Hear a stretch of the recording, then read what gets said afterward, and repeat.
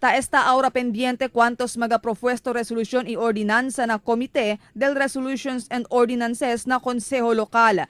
Asegun con Consejal Charlie Mariano, por causa kay on leave el chairman del mencionado comite, el Consejal Percival Ramos. Pero habla si Mariano kay taman function siyempre el Komite del Resolutions and Ordinances por causa kay talipa siyempre el vice chairman y mga miyembro de I cannot really talk of the other ordinances which are still within the jurisdiction of the Committee on Ordinances and Resolutions. So definitely they will have to wait for the next composition of the committee. Asegun kun Mariano, uno del mga grande propuesto ordinanza ta está ahora pendiente amo el solid waste management. Pero ya pidi según ele para transferir con propuesto ordinanza para na su comité el environment and natural resources. Asegun kun Mariano, con optimismo ele que puede aprobar con ordinanza antes termina mes de junio.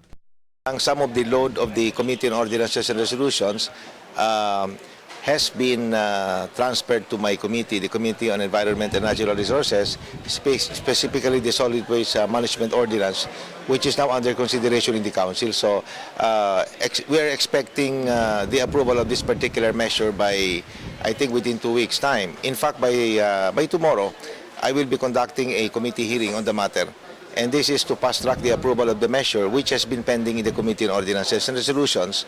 Na Hunyo 30 año ay sinta el mga konsehales kanya sali elegido del Mayo 9 eleksyon, pero obligaw pa siyempre reporta o atende sesyon el mga incumbent konsehales hasta na Hunyo 30 año, maski akal mga incumbent konsehales ya perde durante el Mayo 9 eleksyon, siendo ay resibi pa sila salario hasta na Hunyo 30 año. Marifita Mayo, Dateline Zamboanga.